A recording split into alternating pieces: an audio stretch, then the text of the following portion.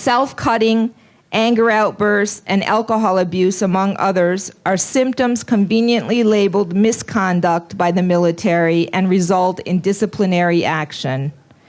In other cases, soldiers are given a diagnosis such as personality disorder, which indicates that the symptoms come from a pre-existing condition and are not attributable to combat experience.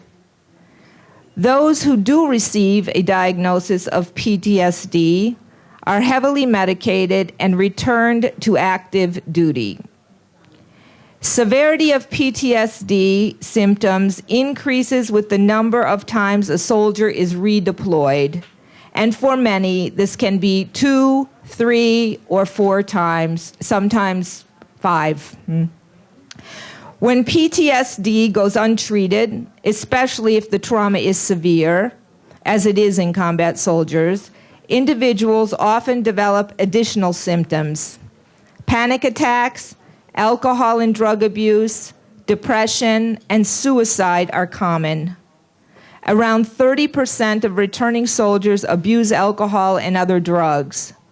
Unable to get the adequate treatment or reluctant because of the stigma attached to PTSD by the military, they often drink and use substances to alleviate symptoms.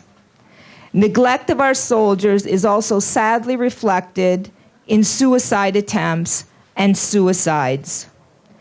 Suicides and self-inflicted wounds in the Army are up 6-fold since the beginning of the Iraq War.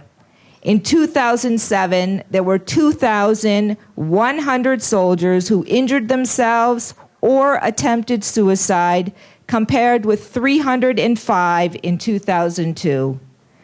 In 2008, a record 143 soldiers committed suicide, while in January 2009, there were a reported 24 suicides, more than the number of soldiers killed in Afghanistan and Iraq in the same period. The exact number of PTSD-related suicides is unknown, because those occurring more than 6 months after discharge are not included in reports. According to the New York Times, less than 40% of service members who get a diagnosis of PTSD receive mental health services, and only half of recent veterans who received treatment got adequate care. Those who seek follow-up treatment run into delays of 90 days or more. I just want to end here with a quote from Howard Zinn. For those of you who don't know, he's an American historian and peace activist. He says, "Civil disobedience is not our problem. Our problem is civil obedience. Our problem is that huge numbers of people all over the world have obeyed and dictated the leaders of their government and have gone to war, and millions have been killed because of this obedience. Our problem is that people are obedient all over the world in the face of poverty and starvation and stupidity and war and cruelty. Our problem is that people are obedient while jails are full of petty thieves, and all the while the grand thieves are running the country. That's our problem." Thanks.